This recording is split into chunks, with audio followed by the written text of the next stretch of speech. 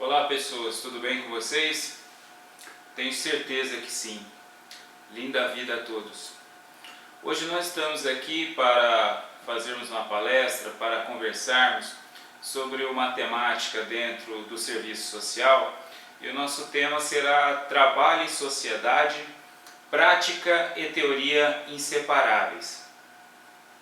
Bom, hoje eu estou aqui para falar sobre um tema que tem me chamado bastante atenção, que eu cheguei a comentar em outro vídeo, quando falava sobre a sorte e o posicionamento nas classes sociais por meio dos concursos públicos.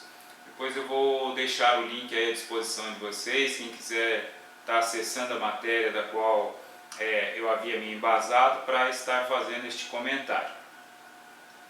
Antes de tudo, quero reiterar, como dito em uma das palestras mais brilhantes que assisti, realizada na Universidade Paulista pelo nosso excelentíssimo ex-ministro do Supremo Tribunal Federal, Gilmar Mendes, e que está registrada em uma de minhas publicações acadêmicas, parafraseando, digo o seguinte: temos de superar esse sociologismo de terceira categoria que a todo instante tenta reinventar uma sociedade de classe. Fora isso que o ex-ministro Gilmar Mendes disse nesta palestra. É claro que ele dissera isso num contexto, mas o que ele está dizendo é que não dá para ficarmos falando que devemos buscar a igualdade de classes, de direitos, etc., e sim que precisamos viver como se não houvesse classes sociais. Ou seja, vivamos como se todas as pessoas fossem da mesma classe. Simples assim. E não fiquemos numa frisson estéril de propormos aquilo que não vivemos, que não viveremos, que não sentimos nesta perpétua redundância. Então foi apenas isso que ele disse, e que muitos colegas acadêmicos e alguns doutores ainda não conseguiram compreender. Eu que tenho lido vários colegas acadêmicos, e inclusive muitos doutores, e aqui falo doutor titulado como tal, e não doutor por tradição entre sua própria classe, tenho visto como temos tanto a percorrer na compreensão da temática social, especialmente na temática proposta aqui hoje, que é a questão trabalho e sociedade, prática e teoria inseparáveis. O serviço social tem constantemente frisado, alguns colegas professores em serviço social têm frisado constantemente a necessidade de desenvolvermos a compreensão de que a prática e a teoria são inseparáveis no serviço social. E estou aqui reiterando que de fato assim procede. Prática e teoria são inseparáveis. Portanto, é necessário compreendamos aonde está o ponto de fusão entre teoria e prática e, de certo modo, girando em torno deste eixo que nós estamos aqui conversando. Falando um pouquinho sobre agora, diretamente sobre este tema, eu moro num residencial onde um imóvel terreno de 150 metros quadrados chega a custar 180 mil reais. Como moro aqui há muitos anos, tenho percebido um fenômeno, uma concorrência intensificando. Outro dia saí a pé pela manhã e vi 4 carrinhos, destes carrinhos de coletores de recicláveis, numa mesma rua. E um destes carrinhos era conduzido por um casal com mais 4 filhos, sendo uma criança carregada em um carrinho de bebê. Além da família ter o carrinho de reciclável, que eles iriam arrecadando os recicláveis ali, a mãe, no caso, ali, ia também conduzindo um carrinho de bebê. Eu conheço esta família, já os vi muitas vezes andando debaixo do sol. Teve um dia específico que eu os vi, eu estava dentro de um carro com ar-condicionado, não me estava sentindo confortável. Imaginemos então a situação desta família debaixo do sol, coletando recicláveis para sobreviver, e aqui estou observando a intensificação da concorrência até neste setor de trabalho. E aí outro dia, passando pela rede social virtual, eu vi uma notícia de uma revista dessa comum, de uma mídia de massa comum, falando sobre um aprovado num concurso público. Eu não me lembro exatamente, o link está aí, mas já faz muito tempo já faz algum tempo que eu vi, e eu, como vejo muita coisa, acabo às vezes confundindo. Eu não me lembro se era um coletor de lixo que se tornou delegado federal, ou se tornou, foi aprovado no concurso para magistratura, eu não me lembro bem. O fato é que eu fiz um breve comentário. Que sorte, né? Como se fosse um prêmio de um ganhar na loteria. E aí choveu comentários, né? Inclusive algumas agressões, alguns, por exemplo, dizendo que aquele papo o enojava, pessoas com papo loser, como aquele comentário que eu havia dito, que era questão de sorte, fora este o comentário, e que havia enojava essas pessoas com papo loser, essas pessoas desmotivadoras, etc. e tal. E no meio disso teve um comentário de uma pessoa afirmando que era uma juíza aposentada, que essas pessoas, como eu havia abordado ali, são pessoas que se julgam vítimas da sociedade, são pessoas que não têm vontade, não têm determinação, em outras palavras, né? São pessoas, ou seja, que não correm atrás, aquela que eu venho falando em outros vídeos, da motivação falaciosa. Nós precisamos compreender que estamos numa sociedade competitiva, isso é fato. Nós precisamos compreender que precisamos de muito empenho e dedicação na realização das coisas, mas precisamos ter a clara noção que algumas coisas simplesmente não são possíveis, né? Isso é fato, isso é dado, isso é estatística, é desprezar a ciência. Como eu afirmei outro dia, o último concurso que eu me inscrevi em 2012, foram mais de 1000 candidatos para uma vaga. Qual é o fato, né? Mais de 999 ficarão de fora sempre. E isso a cada dia mais, pois tem crescido o número.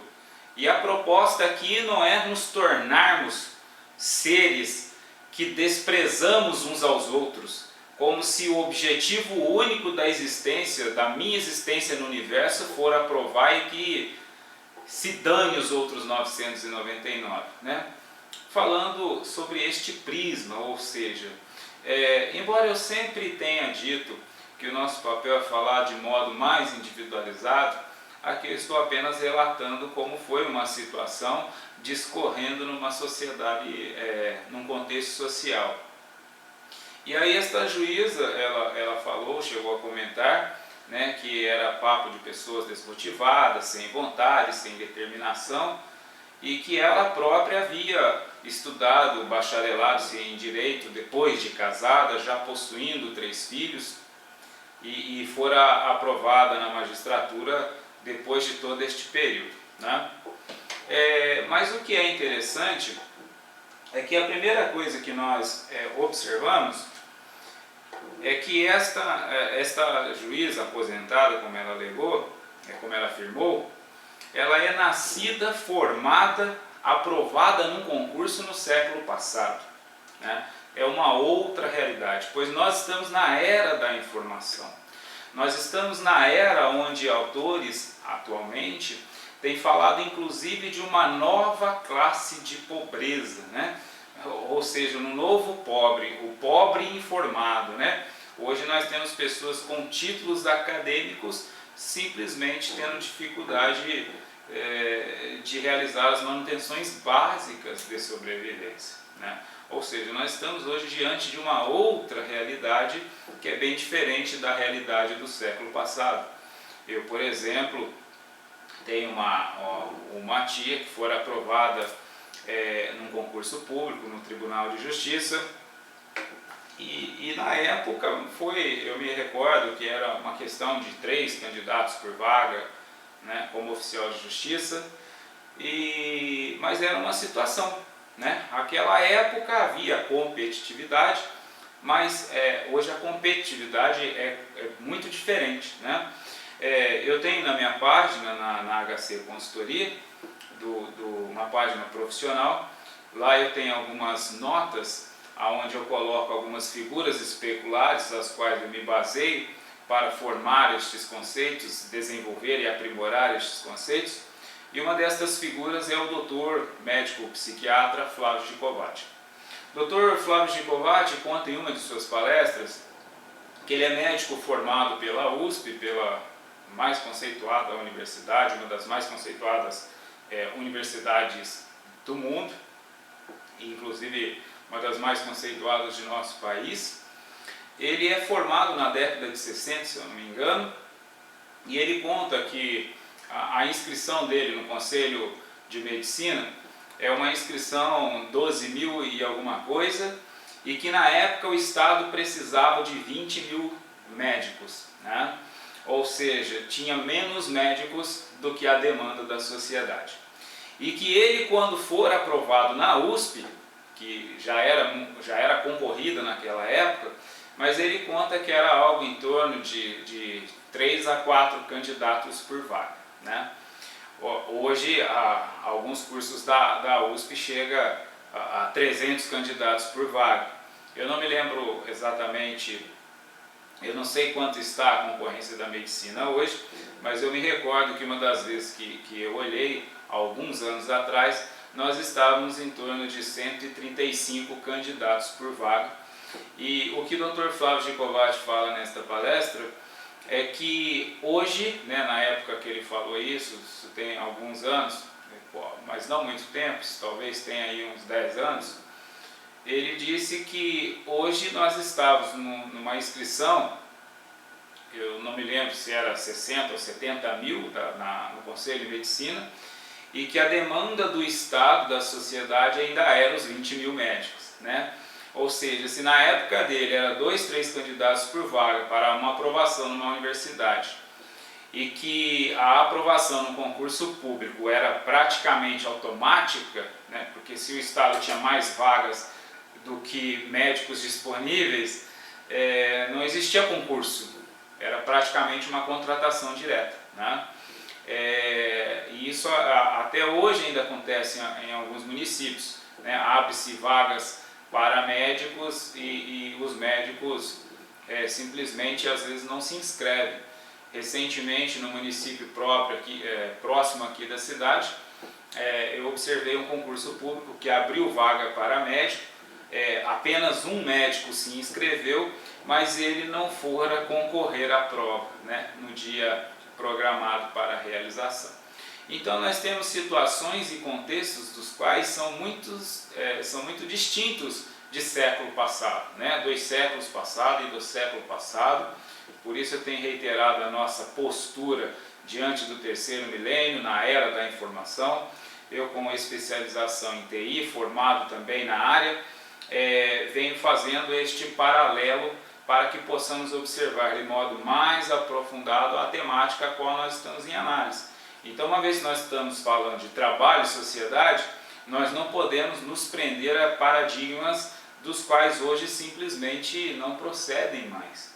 Então, voltando mais uma vez, falando aqui acerca do caso, né, do comentário, que as pessoas ali fizeram algumas críticas, e eu mencionei no caso o comentário desta juíza, expondo a situação particular dela. Reitero aqui mais uma vez, não estou fazendo crítica a nada nem a ninguém. De fato, ela simplesmente estava observando um modo subjetivo que ela percebia, simplesmente isso, né? Eu estou observando que ela foi nascida, formada e aprovada no século passado, mas eu hoje sou um profissional do terceiro milênio, ela está aposentada, né? Ou seja, ela vislumbra de modo subjetivo aquela realidade da qual ela encontra, aquela realidade e experiência pela qual ela perpassou. Então ela simplesmente estava expondo um ângulo, né? Não necessariamente estou dizendo que... Por isso eu sempre reitero que o meu objetivo em todas as minhas falas é sempre nunca criticar a quem ou ao que quer que seja, pois cada um colabora de seu modo peculiar, do modo que observa, pelo ângulo que percebe, pelo prisma que lhe é próprio. Então é simplesmente um ponto de vista. E nós precisamos transcender esta postura crítica, estéril, e aproveitar, permitir que os outros colaborem conosco, somatizando-nos, colocando para nós suas visões, colocando para nós suas experiências ricas, para que deste modo possamos unir e realizar o melhor de nós. E deste modo é aqui sempre a nossa proposta. E uma vez que nós estamos falando sobre o tema trabalho e sociedade, sociedade implica que nós estamos falando de coletividade. Não dá para analisarmos pelo prisma individual. Temos que olhar pelo prisma da sociedade, para fazermos uma leitura da sociedade só fazendo uma análise pelos olhos da sociedade e não pelos olhos da individualidade. É mais ou menos isso que, ou seja, é exatamente isso que eu estou dizendo, né? E o que eu estou colocando aqui é que diante destes comentários, né, que eu mencionei que alguma pessoa, inclusive fez algumas agressões, né, algum tipo de agressões no que eu particularmente não tomo como tal, mas eu particularmente não diria que uma pessoa me enoja com o papo, bem pelo contrário. Eu sou um amante do aprendizado, eu sou um amante do papo diferente do meu, para que eu tenha condições deste modo de ir além do meu próprio mundo, de considerar algo além daquilo costumeiro de mim mesmo, para que assim eu possa de fato inovar, para que assim eu possa de fato avançar. E diante destes comentários então, que eu disse que foi uma chuva, eu simplesmente repliquei com um comentário, onde eu falava algo mais ou menos assim. E se por acaso alguém estava sugerindo que os catadores de recicláveis, que passam, a grande maioria deles, a quase esmagadora deles, passam a vida inteira catando recicláveis debaixo do sol, com todas as problemáticas sociais, são meros vagabundos, sem determinações, são pessoas desmotivadas, são pessoas que não estão dispostas a melhorar de vida. Seria este o caso? Essas pessoas das quais eu comentei aqui, que inclusive estão vivendo também dentro de um ambiente de competitividade que vem se intensificando a cada dia mais, são pessoas que simplesmente desejam estar ali com suas famílias, com seus filhos, com seus bebês, coletando recicláveis debaixo do sol? Seria isto que está ocorrendo? E nós que muitas vezes temos a oportunidade de estarmos dentro de um lar confortável, dentro de um escritório, de um ambiente climatizado, condicionado, isso quer dizer que eu simplesmente lutei por tudo isso? Quem quiser, eu faria uma indicação. Nós temos um canal, o qual eu sou criador e mantenedor, Serviço Social Cruzeiro, São Paulo e região, pode pesquisar no Google.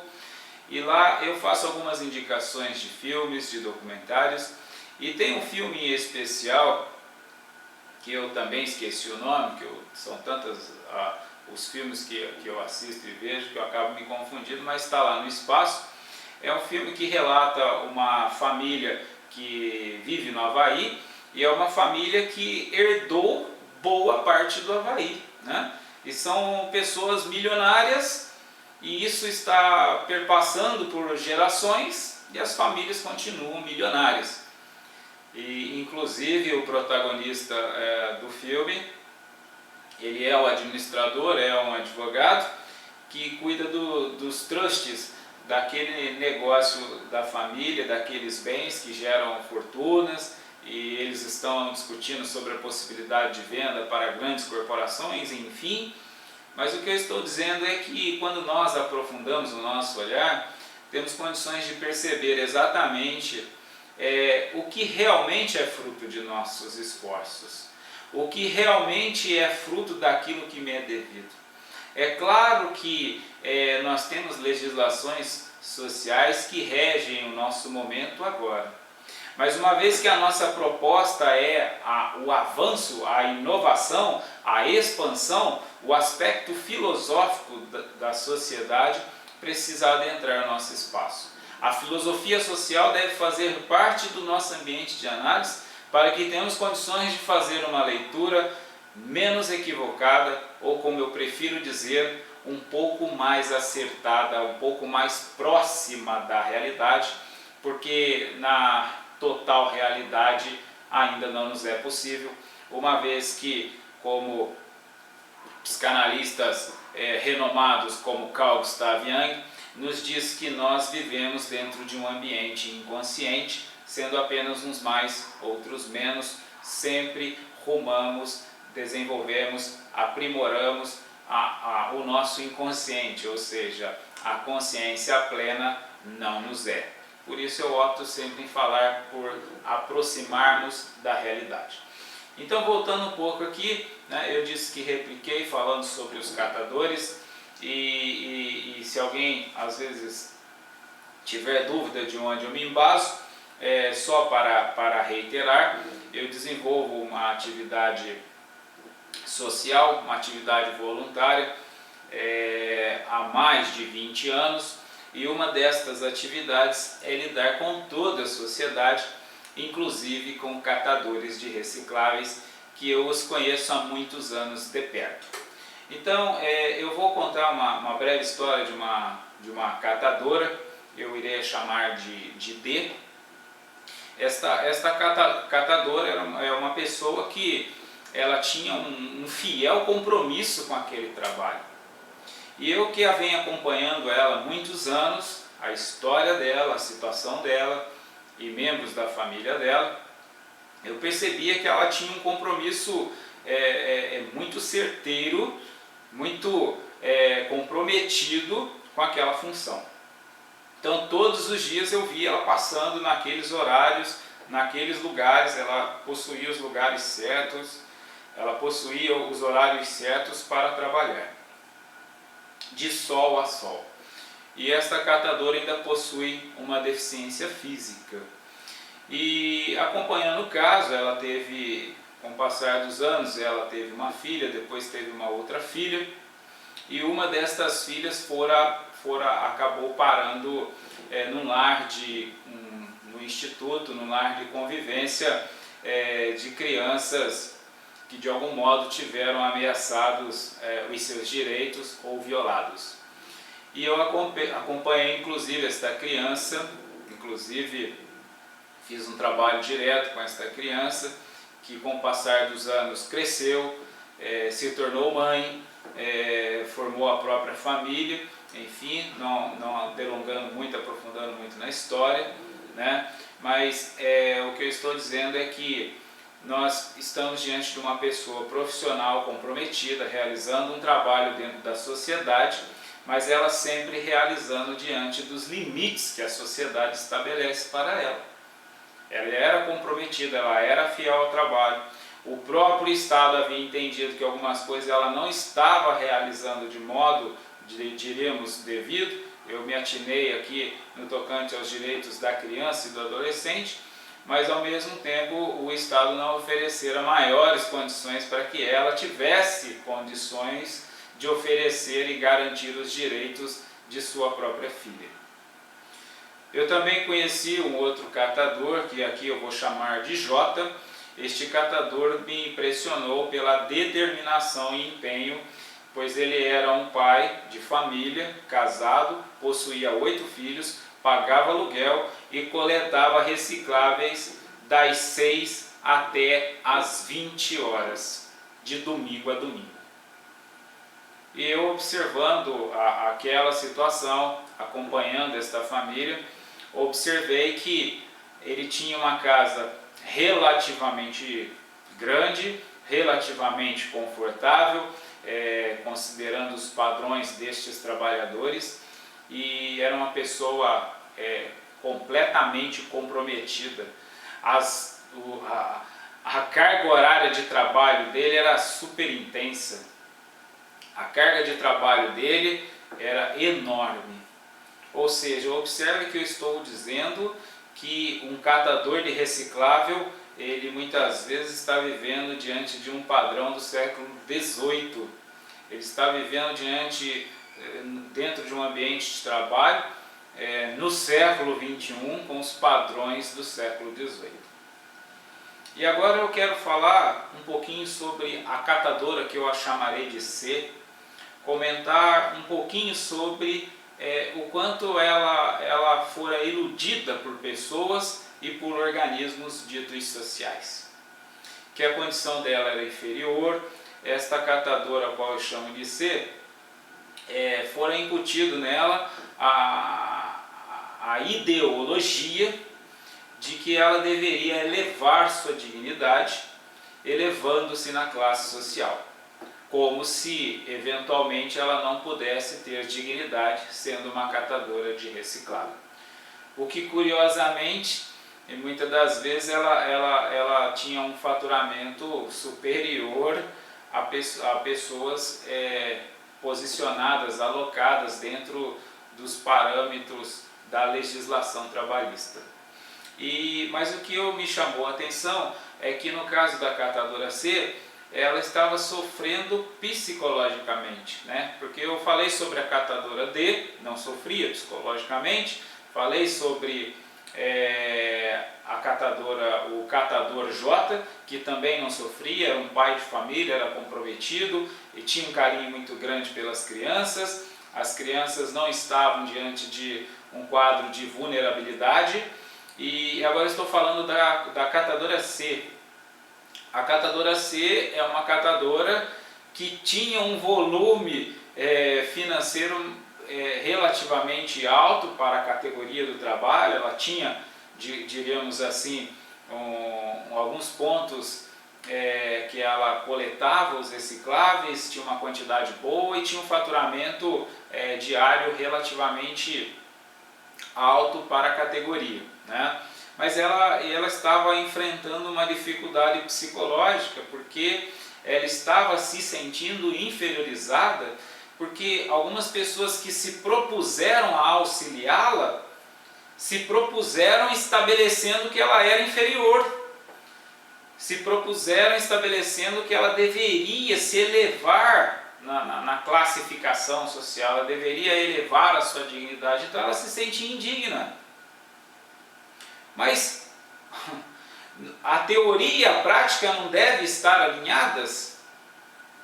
Dentro do trabalho e sociedade, a teoria e a prática não devem estar completamente alinhadas? Ou seja, quais são os trabalhos disponíveis hoje em nossa sociedade?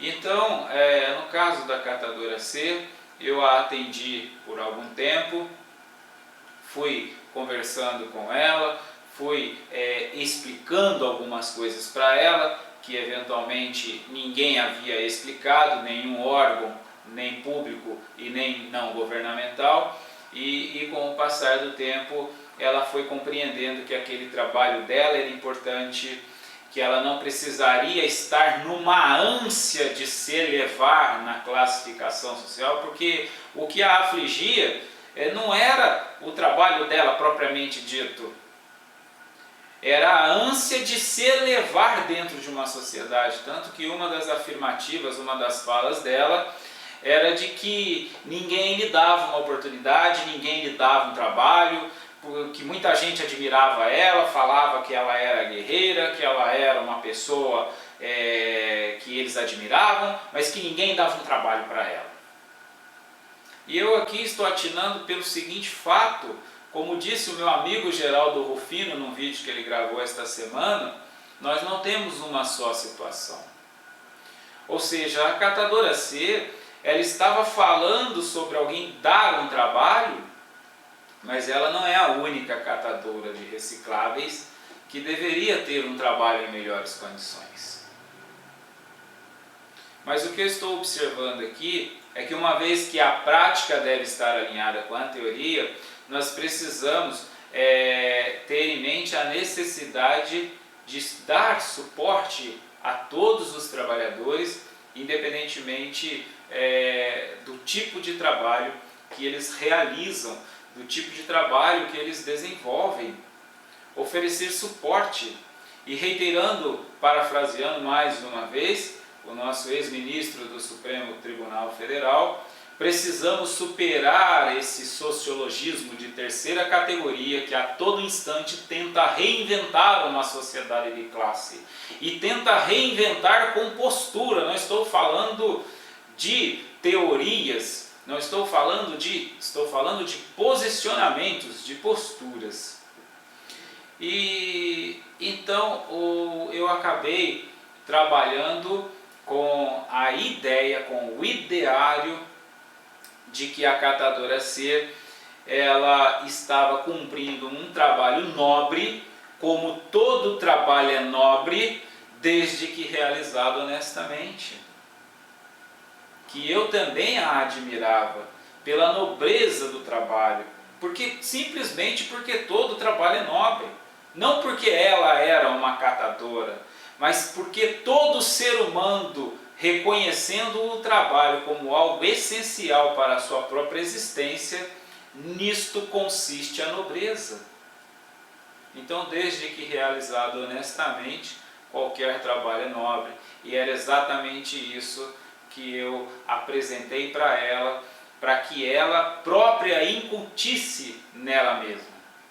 Porque a proposta de um bom proposto educador social não é doutrinar as pessoas, e sim oferecer condições para que ela conduza por si mesma, para que ela tenha condições de, por si próprio, perceber a realidade na qual ela se encontra, perceber o contexto no qual ela se encontra. E o contexto no qual a catadora C se encontrava era que era uma trabalhadora comprometida, uma pessoa honesta, uma mãe de família, possuía esposo, possuía filhos e era uma pessoa determinada em prover a subsistência da família dentro de um contexto de sociedade que oferece infinitas formas de trabalho.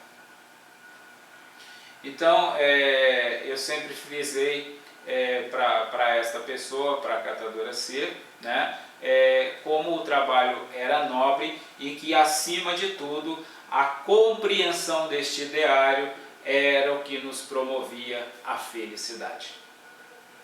Porque quando nós falamos trabalho, sociedade, pessoas, seres humanos, em última análise, nosso propósito deve ser a felicidade. Não esquecendo a essência principal, a essência primária do ser humano, que é a busca de si mesmo, que é o encontro consigo mesmo, e que em outras palavras estou dizendo que é o caminhar para a felicidade, é a busca pelo estado de felicidade.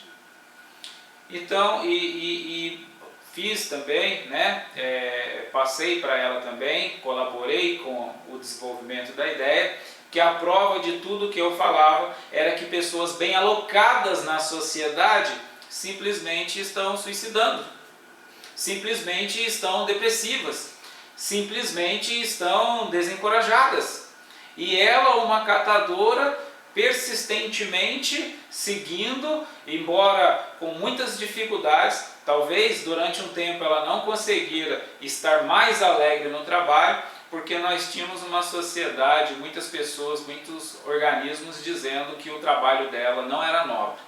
E se eventualmente alguém dissera isso por palavras, ninguém dizia isso por atitude, por posturas, por iniciativas.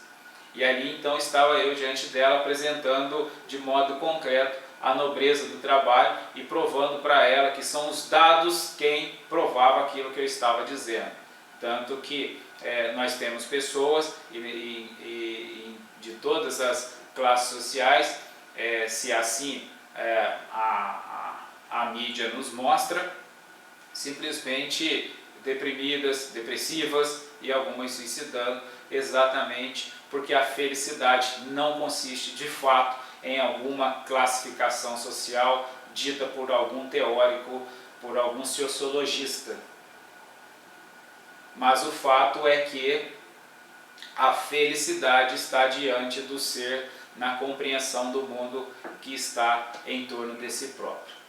Então, ou seja, eu acabei apresentando para a catadora C, de fato, uma solução, de fato, uma compreensão de uma realidade, de uma nobreza, de um trabalho tão nobre quanto tantos os outros, e mostrando que nós temos algumas coisas das quais nós chamamos de problemáticas sociais, mas que ao mesmo tempo nós temos soluções sociais, desde que nos propomos a ser profissionais de excelência, ser humano de fato, ser humano de verdade.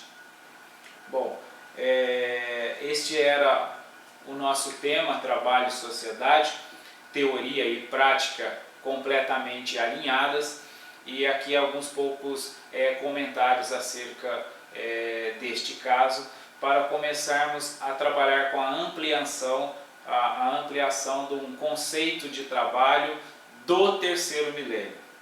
Que nós temos sim ambientes de competitividade, precisamos sim auxiliar as pessoas a se alocarem no mundo de trabalho, que nos outros vídeos eu comento, faço uma pequena dissociação entre mercado de trabalho e mundo de trabalho, porque o mercado às vezes tem uma proposta de um trabalho mais formal, mas a estatística nos prova que a informalidade vem crescendo cada vez mais. Portanto, seria caminharmos na contramão, na persistência estéril de uma formalização, e sim uma adaptação, uma adequação às leis naturais do progresso, para que assim então nós possamos avançar juntos com a própria sociedade.